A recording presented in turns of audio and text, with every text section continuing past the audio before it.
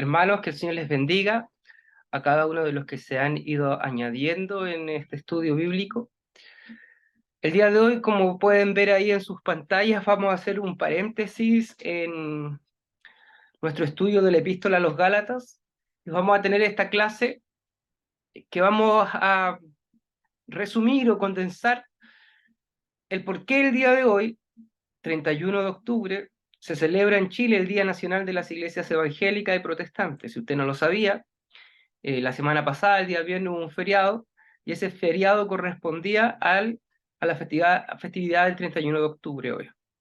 Eh, a veces no tenemos en consideración estas cosas, el por qué, o a veces ni siquiera sabíamos que es un día festivo en nuestro país, pero es importante que podamos recordar y conmemorar qué ha pasado aquí, ya que a nivel doctrinal y a nivel de cómo el día de hoy entendemos el cristianismo y entendemos la escritura, es sumamente importante revisar ciertos aspectos históricos que hoy día de hoy vamos a ver.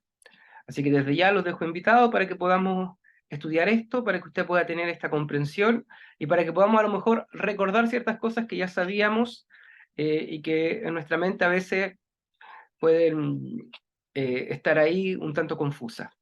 Desde ya les pido perdón porque estoy un poco congestionado todavía a causa del resfrío, así que si escuchan ustedes que suena un tanto raro, es por eso. También ustedes saben aquí que están los niños, está Maximiliano, está la Elizabeth, que hace poquito estaba gritando. Así que si escucha también un grito de la Elizabeth, no se asuste. No es ninguna decoración terrorífica acá, sino que es la Elizabeth que está gritando. Así que para iniciar vamos a orar. Padre, en el nombre de Jesús, Señor, nos reunimos a través de estos medios digitales, a través, Señor, de estas tecnologías para poder reflexionar en torno a la historia de la Iglesia, en torno a tu palabra, en torno a la obra de Cristo en la cruz. Y queremos, Señor, que seas tú quien pueda alumbrar nuestro entendimiento, traer a la memoria muchas cosas que a lo mejor tenemos ahí, que puedas tú iluminar, Señor, los textos bíblicos que nos permitan comprender, Señor, eh, el centro y la centralidad del mensaje que como cristianos y evangélicos, Señor, proclamamos, Señor. Ayúdanos, Dios, a poder atesorar aquellas cosas, Señor, para también ponerlas en práctica en nuestro diario vivir.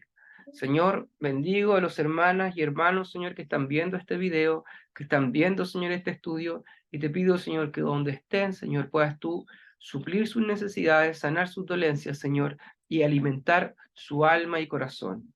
En el nombre de Jesús. Amén. Entonces, como usted puede ver bien ahí, dice Día Nacional de las Iglesias Evangélicas. Y una de las cosas que nosotros como chilenos se tiene esta fecha, el 31 de octubre, es porque hace más de 500 años ocurrió un suceso en el cristianismo occidental. Y que fue, probablemente usted se acuerde, fue que este caballero que está ahí, Lutero, clavó sus 95 tesis, dice aquí, en la puerta de la catedral de Wittenberg. Ahora, la fecha es el 31 de octubre de 1517. Los hechos que están aquí alrededor de esta fecha a veces son un tanto cuestionados. El que haya ocurrido este suceso como un monje que clavó, llamado Lutero, en la puerta de la catedral de Wittenberg sus 95 tesis, está siendo examinado, pero la verdad es que en este momento parte un elemento fundante histórico encabezado por este monje llamado Martín Lutero, que daría pie a la reforma o a las reformas, que luego de eso, al avance de la historia, sería de donde las iglesias evangélicas emergen.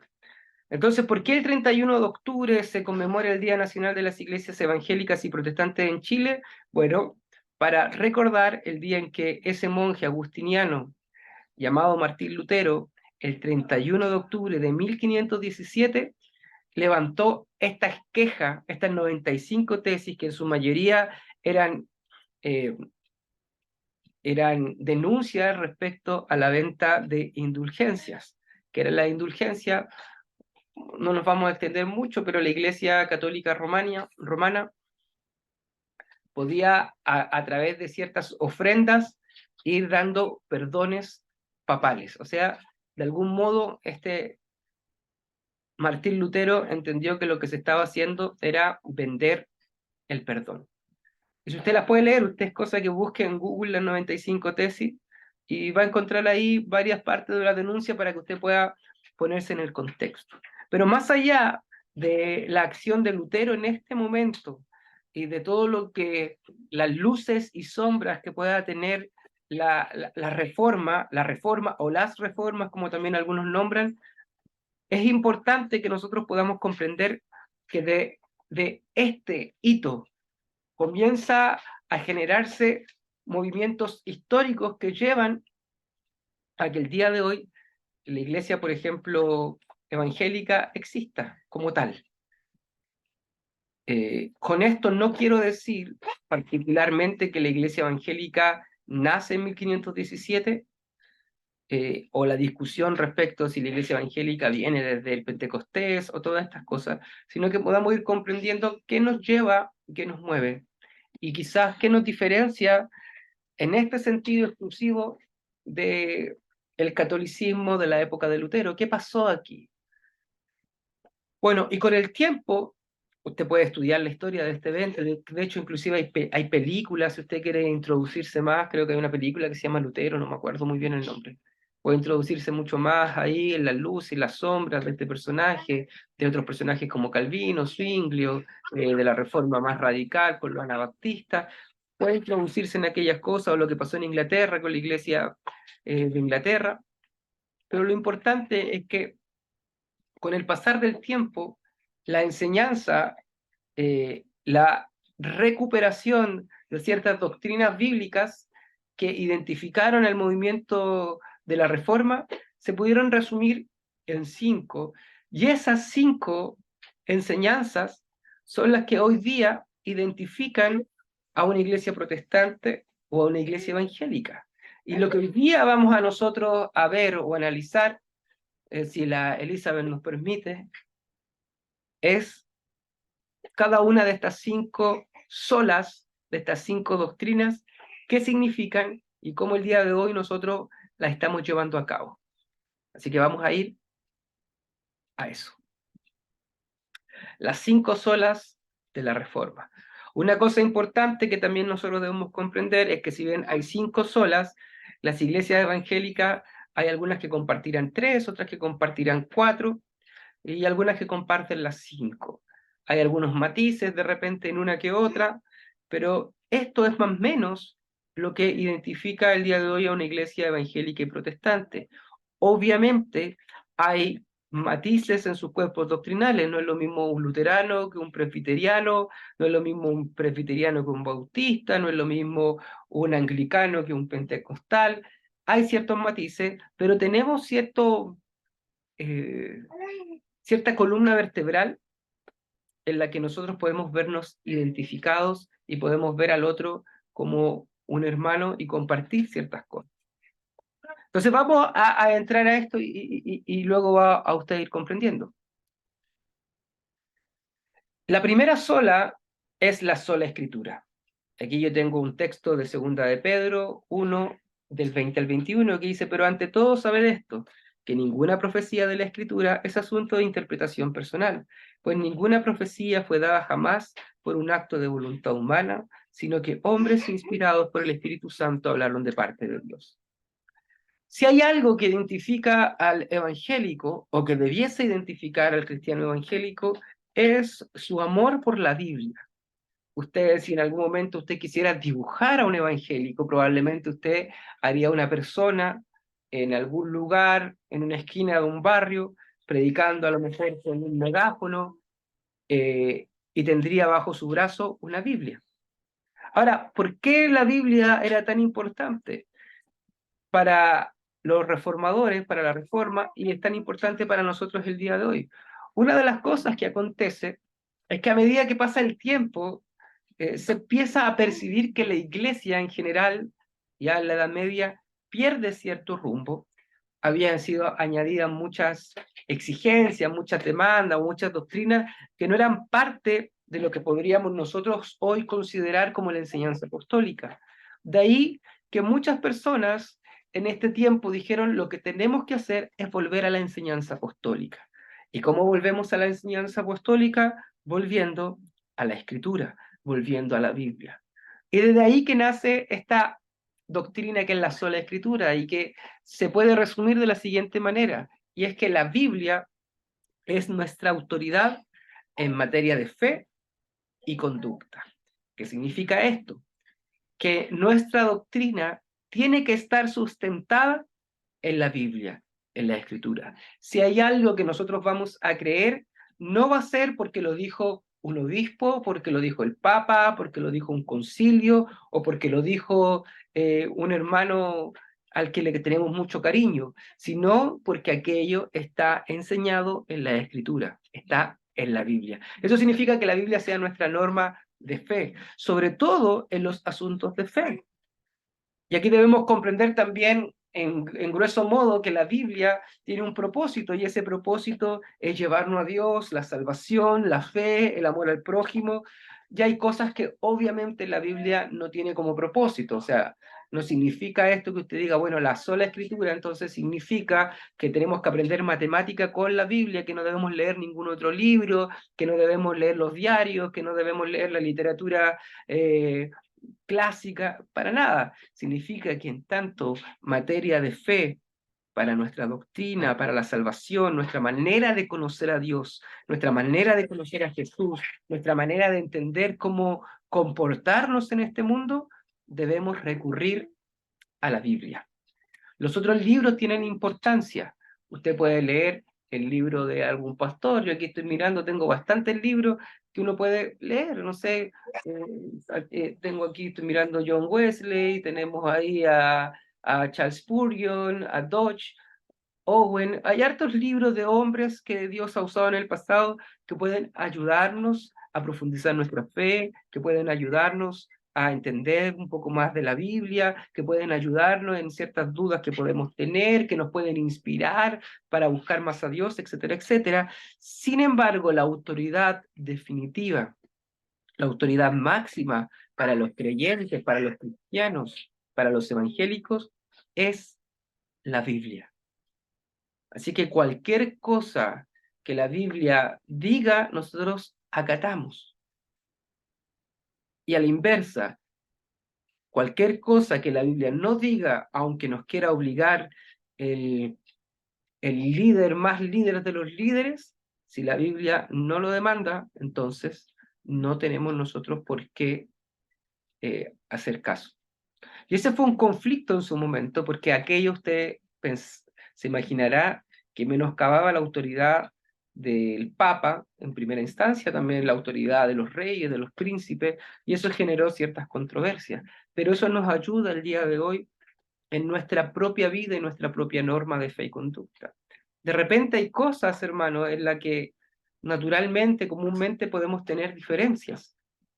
Eh, por ejemplo, cómo votar en alguna elección, cómo eh, elegir la carrera o cómo voy yo a hacer ciertas actividades. Y hay materias y asuntos en los que no hay una lógica muy definida directamente en la escritura, pero sí podemos guiarnos por ciertos principios que en ella nosotros podemos contemplar.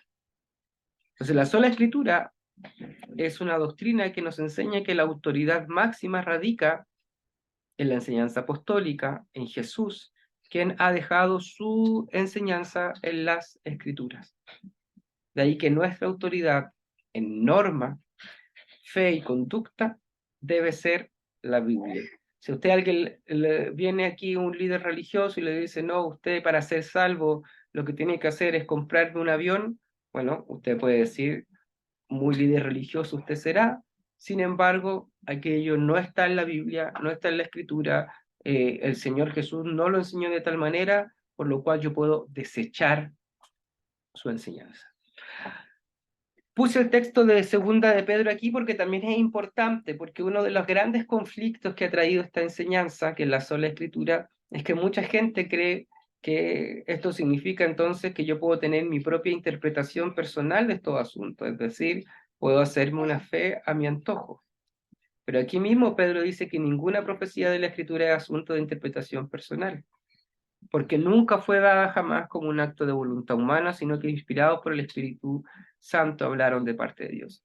Entonces aquí también nosotros debemos comprender que el estudio de la Escritura, que el estudio de la Biblia, también tiene un contexto, y tiene un contexto eclesiástico. También debemos estar dispuestos a oír a nuestros pastores, a oír a los maestros, a oír a teólogos, a eruditos, que el Señor ha usado hoy, ayer o mucho tiempo anterior para poder guiarnos.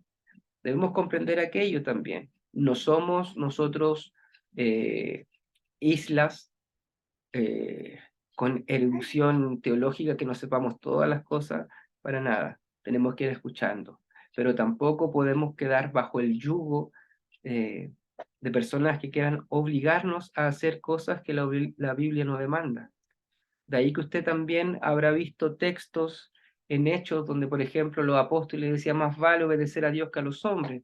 Es decir, si el hombre me está mandando a hacer algo y Dios me está mandando a hacer otra cosa, bueno, lo que nosotros debemos hacer es obedecer a Dios antes que a los hombres. Entonces, la sola escritura era algo que define y que marca a las iglesias protestantes y la iglesia evangélica en respecto, por ejemplo, con la iglesia apostólica romana, donde la autoridad reside en el magisterio, que está ahí liderado por el Papa, los obispos y toda la institucionalidad que ellos tienen.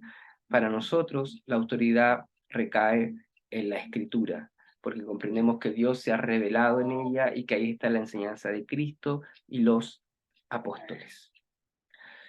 Y con esto en mente se desprenden luego otras doctrinas que quizás sí le van a hacer mucho más sentido a usted, porque nos andamos diciendo por ahí, la sola escritura es mi regla de norma de fe de conducta, no, aunque tenemos en alta estima a la Biblia, tanto así que cuando usted quiere evangelizar o quiere llevar a alguien a Cristo, usted le regala una Biblia.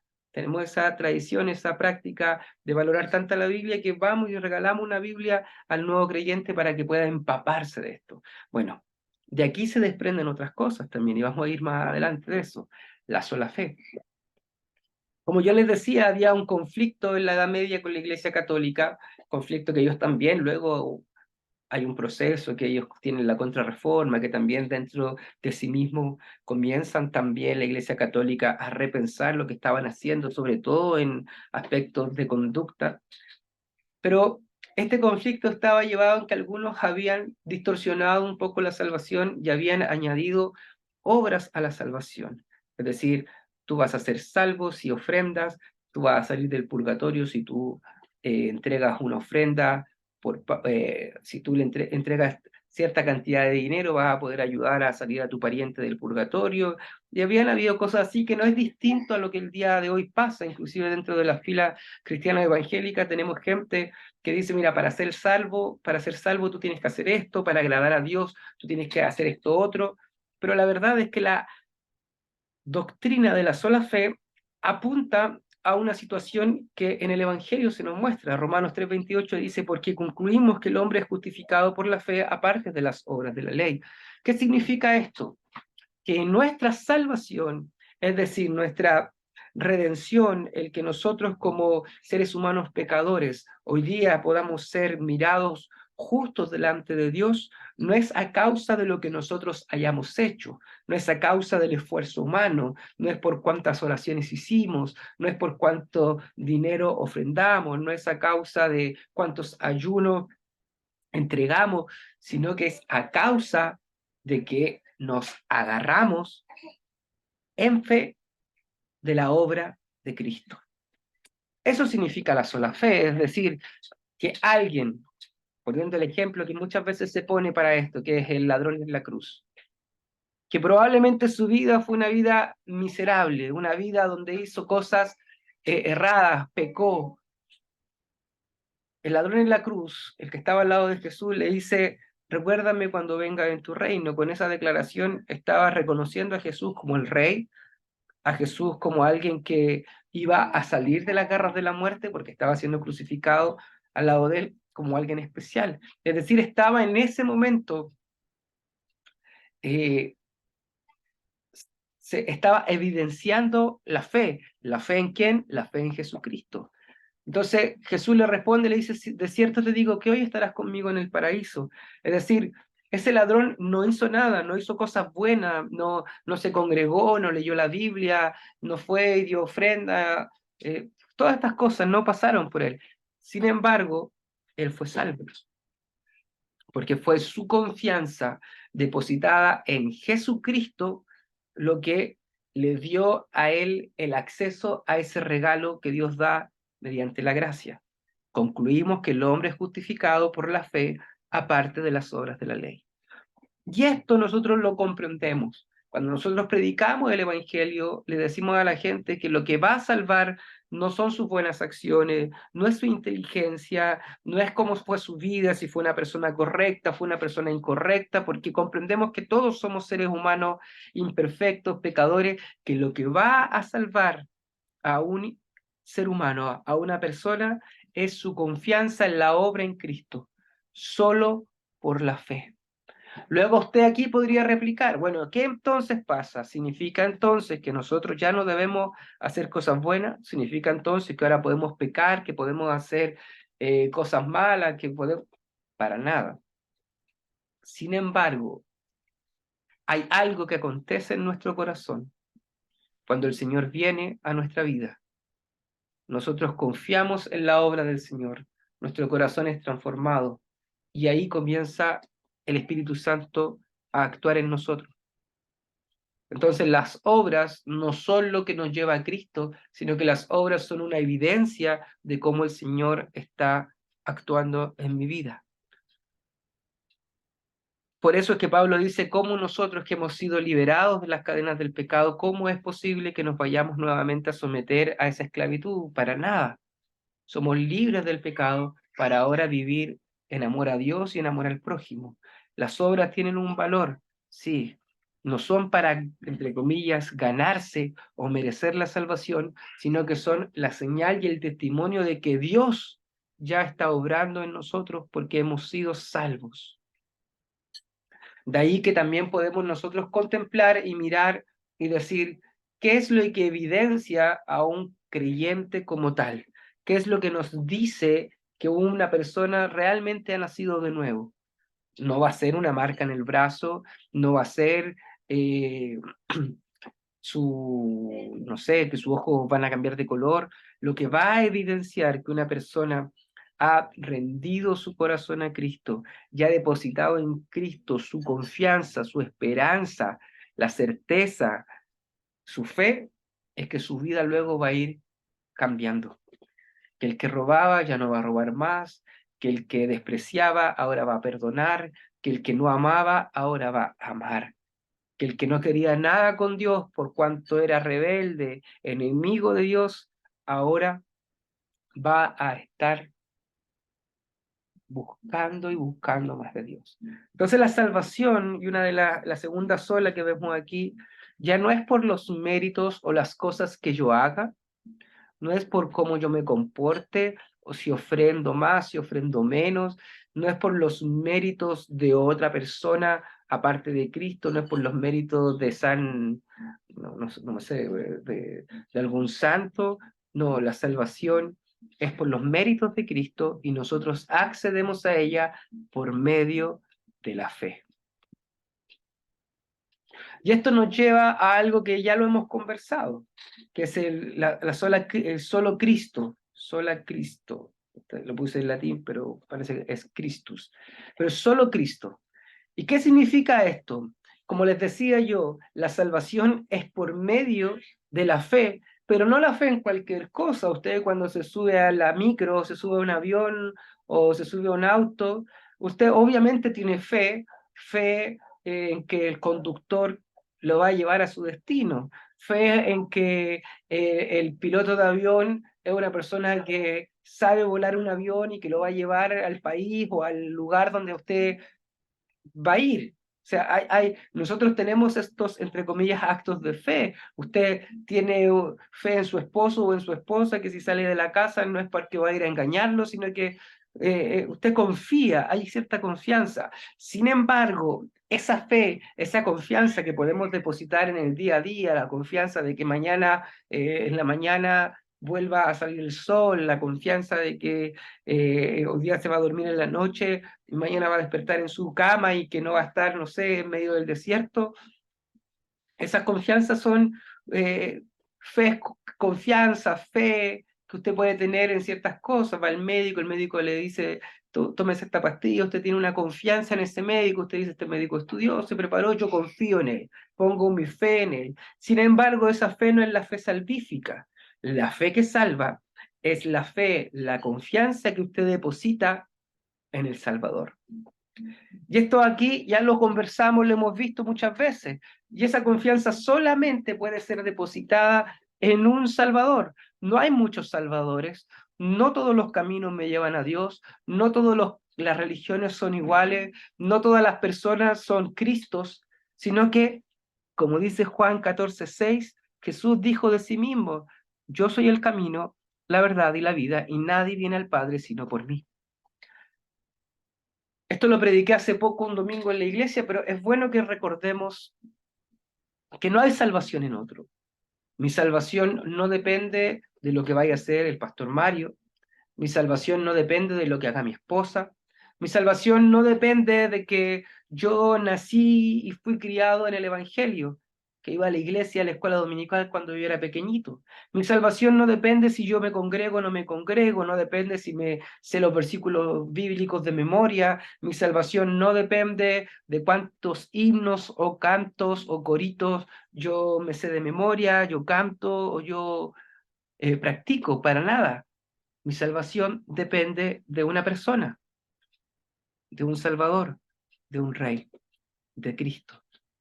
Entonces sí, la Escritura y solo la Escritura, que es mi autoridad y mi norma de fe y conducta, me enseña que solamente por la fe es que yo soy salvo, pero esa fe está depositada solo en alguien. No es que mi fe, me va a salvar esta fe que yo tengo en las energías, o esta fe que yo tengo en la Pachamama, o esta fe que yo tengo en la ciencia, el cosmos, las filosofías orientales, o póngale ahí usted lo que usted quiera poner, sino que la fe que salva es la fe que tiene como objeto de salvación a Cristo mismo. Porque no hay otro camino, no hay otra verdad y no hay otra vida. Solo tenemos acceso al Padre y solo podemos reconciliarnos con Dios por medio de Cristo, por medio de su persona, por medio de la obra que Él hizo en su ministerio, por su muerte y muerte de cruz. Solo por medio de que Él ha pagado el precio de nuestra maldad, el precio de nuestro pecado, es que nosotros podemos hoy tener salvación. Esto es lo que nos enseña la Biblia y esta es la verdad apostólica y del cristianismo. Y podemos desviarnos ciertamente y a veces caemos en esto y nos desviamos y la iglesia se ha desviado y nosotros mismos podemos tener la debilidad y la tentación de desviarnos en torno a eso, de decir, bueno, yo soy salvo porque en realidad eh, he venido a la iglesia siempre. Y uno puede decir, bueno, ¿y cómo tú sabes que el Señor a ti te ha salvado? Bueno, porque me bauticé hace 10 años. Oye, y tu hijo no se congrega, no viene aquí, ¿cómo sabes qué va a pasar con él? No, él se va a ir al cielo porque es mi hijo. O sea, como yo soy evangélico y él es mi hijo, aunque él no confiese a Cristo, aunque él no crea en Dios, aunque él no ponga su confianza en Jesús, bueno, va a ser salvo porque es mi hijo, ¿no? Hay un solo camino para ir al Padre, y ese camino es Cristo. Y ese camino no es un camino fácil en el sentido de que esté exento de dificultades. No, ese camino es como el camino de Cristo. Jesús caminó en este mundo en medio de la traición, en medio de la angustia, en medio del dolor, en medio de los insultos, pero él caminó sometido a su Padre, obedeciendo a su Padre, en todas las cosas, y el destino no fue las rosas, no fueron los flashes, no fue portadas de las revistas, no fueron millones de dólares, el destino fue la cruz. Entonces nosotros como creyentes, como cristianos, que nos agarramos por la fe a la obra de Cristo para ser salvos, debemos comprender por qué solamente es Él, porque Él es el Hijo de Dios, el Verbo encarnado. No hay nadie igual a Él. Nadie cumplió a perfección la voluntad del Padre como la hizo Cristo. Jesús fue sin pecado. Dice el Nuevo Testamento que en esa cruz murió el justo por los injustos. Hermano, para que nosotros pudiésemos ser mirados con justicia delante de los ojos de Dios, el único justo con mayúscula, el único perfecto, el varón de varones, el hombre de hombres, el verdadero israelita, tuvo que morir en nuestro lugar en esa cruz. Y estas tres cosas, todo el mundo evangélico las comparte, o sea, tenemos la escritura como autoridad. Eso no implica que no tengamos diferencias, porque inclusive con sinceridad, en oración, buscando al Señor, podemos leer un texto y llegar a conclusiones distintas. Pero es la Biblia nuestra autoridad y buscamos que esa sea, y si nos estamos equivocando, bueno, que el Señor a través de la Escritura alumbre nuestro entendimiento para poder profundizar en ella y poder comprender aún más, porque la Biblia no va a tener dos mensajes difusos, somos nosotros los que tenemos el error al leerlo. Debemos nosotros entonces prepararnos, buscar más del Señor para llegar a aquello. Pero en este mensaje de la Escritura, del Evangelio, nos damos cuenta que no son nuestros méritos, que no es nuestra obra la que puede salvarnos, sino que es la obra de Cristo, que el Hijo de Dios tuvo que despojarse de su gloria y venir a este mundo para reconciliar a nosotros pecadores con el Padre. Y como yo les decía, al menos estos tres puntos, toda la iglesia evangélica los comparte. Hay otros dos que tienen ciertos matices y que los vamos a ver ahora, pero que son también, si usted cuando lo escucha, usted también va a decir, sí, tiene sentido y también nosotros los podemos compartir. Solo gracia.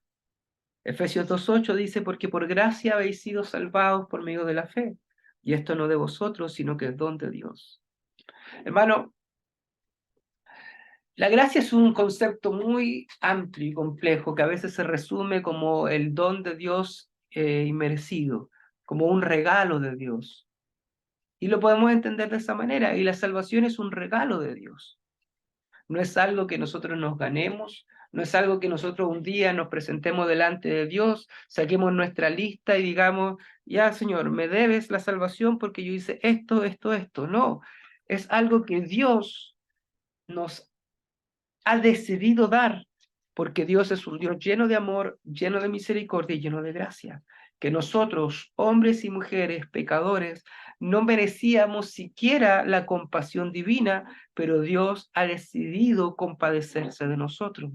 Dice la Escritura que ninguno pudo llegar a Él. Entonces nadie ha podido llegar a Él. Nosotros no pudimos elevarnos. No somos aquellas personas que trataron de construir la Torre de Babel para encontrarse con Dios. Probablemente más de alguno de nosotros quiso en algún momento ganarse el cielo. Sin embargo, nos damos cuenta que ese trabajo humano no lleva a ningún lugar, porque no podemos llegar más allá de las nubes. Sin embargo, Dios, en su compasión y en su misericordia, decidió venir a nuestro rescate. Él pudo no hacerlo. Él podría haber dicho, ok, esta humanidad ha pecado. Y podría habernos enviado un diluvio más grande, como aconteció en los días de Noé. Haber tomado, como cuando alguien escribe un poema y no le gusta, haberlo tomado, arrugado el papel y haberlo tirado a la basura. Sin embargo, Dios en su amor y misericordia decidió Él venir a nuestro rescate. Y donde no nos pide nada a cambio. No nos dice, bueno, tú para ser salvo tienes que hacer 20 abdominales, o tienes que... No, para nada. ¿Qué dice Efesios 2? Por gracia habéis sido salvados. Hermanos, somos salvados por la fe, en algún sentido, es por medio de la fe. La fe es la mano que extiende el ser humano para recibir el don divino, pero somos salvados por gracia. Y luego, si uno profundiza en estas cosas, usted se va a dar cuenta de que desde antes de la fundación del mundo el Cordero había sido inmolado, que el Señor tenía a sus escogidos, a los cuales de algún momento en la historia de la humanidad llamó, y a los que llamó justificó, santificó y glorificó.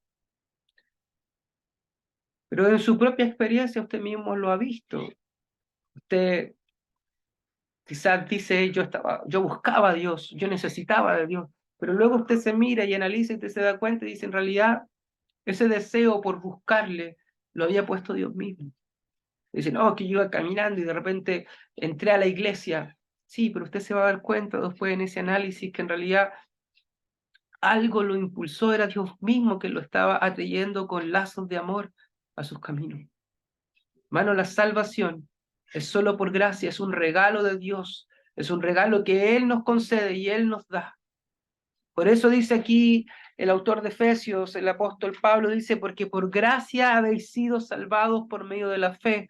Y esto no es de vosotros, es decir, esta salvación, esta fe, esta gracia, no es algo que ustedes inventaron, no es algo que ustedes se pudieran haber ganado, no es algo que ustedes pudieron haber adquirido porque mágicamente ustedes lo necesitaban o porque ustedes eran más virtuosos que el otro, más inteligentes, más bellos, más justos. No, es un don de Dios.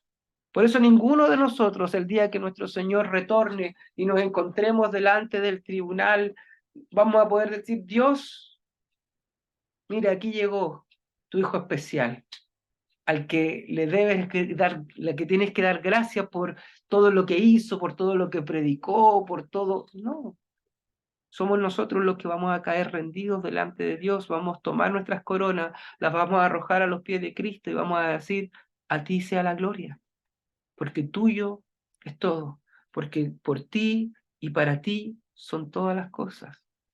A ti te pertenece todo. Tú eres quien nos rescató, que nos redimió, que nos salvó, que nos dio nueva vida, un nuevo corazón, que puso su Espíritu Santo en nosotros, que nos llamó hijos e hijas por gracia. No es por nosotros, sino por obra tuya, Dios. Así que, la última, solo a ti la gloria. Y algo que acontece aquí en la Reforma es que se comprende que la salvación no es una obra humana, no es el hombre llegando a Dios, tampoco es el hombre siendo ayudado por Dios para llegar a Dios, sino que es Dios viniendo al hombre y reconciliando al pecador, porque de Él, por Él y para Él son todas las cosas. A Él sea la gloria para siempre. Amén, dice Romanos 11:36. Es decir, todo el proceso de salvación, todo lo que nosotros podemos ver, el hombre es pecador, el hombre necesita de Dios. Y ahí podría haber sido el final de la historia. Es decir, este hombre pecador debe estar sumergido ahora en su condenación y debe ser ahora castigado eternamente por su maldad. Sin embargo, Dios decidió salvar a su iglesia, salvar a los suyos. Envió a Jesucristo, a su Hijo Jesucristo, a la segunda persona de la Trinidad, el Verbo encarnado, vino, vivió entre nosotros, caminó entre nosotros, haciendo el bien, cercano a los necesitados, predicando las buenas noticias. Murió en la cruz para tomar nuestro lugar, para que por medio de la fe podamos acceder a ese regalo de la gracia. Entonces, al final de todo, nos damos cuenta que no se trata de que el hombre buscó a Dios, sino que Dios buscó al hombre. Al final de todo, nos damos cuenta que no se trata de cómo yo agrado a Dios, sino cómo Dios ha hecho todo para que yo ahora pueda agradarle. No se trata de cuántas obras buenas acciones, cuánto amor al prójimo tenga, sino cómo Dios vino a mí y transformó mi corazón, puso ese don de amor en mí para que pudiera yo ahora caminar en las obras que Él preparó de antemano. Entonces, todo esto va a redundar para la gloria de Dios. Es por eso que cantamos las salvaciones del Señor, porque la salvación es un acto de principio a fin donde Dios está obrando. Dice la Escritura ahí que Dios pone en nosotros tanto el querer como el hacer. Si usted el día de hoy está aquí escuchando este estudio bíblico, es porque ese querer Dios lo ha puesto. Si usted va y se congrega los domingos en su iglesia, es porque Dios ha puesto ese deseo en su corazón. Si usted su vida antes era mayormente pecaminosa que ahora y usted ha visto cómo hay un cambio en su vida, es porque Dios ha hecho ese cambio. Y entonces al final del camino, cuando usted llegue y siguiendo la figura de los panamericanos o la de Pablo, usted llegue a la meta y usted le den el premio ahí, la medalla de oro por haber llegado ahí firme por su disciplina y haber llegado delante de Dios, de repente ahí usted se va a encontrar con Dios entregándole la medalla y usted va a decir, no, Señor, toma, la medalla es tuya, porque todo lo que yo hice, todo lo que soy, todo lo que tengo, proviene de ti. Y la gloria es solo para ti, Señor. Y es por eso que aquí Pablo, finalizando ya su epístola a los romanos, luego de una exposición teológica donde habla de la pecaminosidad del hombre, del judío, del gentil, de cómo Dios obra, y luego de todos esos misterios que uno pudiese decir, wow, Pablo, cuánta inteligencia tienes, él dice, hey, de él, por él y para él son todas las cosas. A él sea la gloria para siempre. Todo lo que usted tiene, todo lo que usted es y todo lo que usted será, no depende de su inteligencia, no depende siquiera de su capacidad de entender y leer la Biblia, de las horas que pase en oración, depende de que Dios esté con usted. ¿De qué serviría orar a un Dios que no nos oye? ¿De qué serviría congregarnos para adorar a un Dios que no existe? ¿De qué serviría? De nada. Sin embargo, el Señor ha decidido escuchar nuestras plegarias. Señor ha decidido poner su espíritu en nosotros para poder crecer en él. Y con eso terminamos, hermano. El Día Nacional de la Iglesia Evangélica lo que hace es recordar aquello que aconteció hace más de 500 años y todo el proceso histórico que luego de ahí viene y todas aquellas doctrinas que hoy día nos marcan a nosotros como cristianos evangélicos, donde la autoridad es la Escritura, donde la salvación es solo a través de Cristo y por medio de la fe, y donde toda la obra de Dios es una obra que Él hace por gracia, por amor y misericordia a nosotros, y nuestra respuesta como seres humanos, pecadores, que ahora han sido reconciliados con Él, es darle toda la gloria solo a Él. Hermanos, que el Señor les bendiga. Vamos a orar para finalizar. Padre, en el nombre de Jesús, Señor, queremos no olvidar nunca que la obra de Cristo es una obra magnífica, misteriosa, Señor, que quizás vamos a estar toda la eternidad sin poder entender a profundidad lo que implicó, Señor. Pero desde este lado de la eternidad queremos dar gracias, Dios, por lo que tú, Señor, has hecho por nosotros, por lo que tú haces y por lo que harás, Señor. Porque en medio de un mundo caótico, tú has encendido la luz de esperanza en nuestra vida. Porque en un mundo que se despedaza, se desmorona, Señor, inseguro, incierto, donde hay caos, donde hay desorden, Señor, tú nos tomas en tus manos, nos muestras el camino en Cristo Jesús y por medio de tu gracia, afirmados en la fe, podemos caminar por tu senda, sabiendo, Señor, que hay una esperanza para el que ha puesto su confianza en Cristo. Y esa esperanza es que un día contemplaremos al Dios de la gloria, que nos mirará y lo miraremos, Señor, y podemos comprender cómo fuimos nosotros conocidos, Señor. Señor, cuántos misterios nos esperan, pero podemos confiar en tu gracia, sabiendo que tu mano está ahí para nosotros, Señor, que el más interesado en que nuestra vida cambie del pecado a la santidad eres tú, que el más interesado en que nosotros sigamos los pasos de Cristo eres tú, Padre, que el que más está interesado de que seamos llenos del Espíritu Santo eres tú, Señor. Inúndanos de tu Espíritu, inúndanos de tu sabiduría, llános cada día más como Cristo Jesús, nuestro Señor y Salvador. Amén. Amén, hermanos. Que el Señor les bendiga. Espero que se haya podido entender, que en medio de este ruido que a veces hay aquí a los lados, se haya podido escuchar. Y cualquier duda usted sepa que estamos ahí para poder conversar, profundizar y poder bendecir, porque como ya lo dijimos, todo lo que tenemos es de Él, para Él, y en todo vamos a compartirlo como iglesia para edificarnos unos a otros. Que el Señor les bendiga, hermano.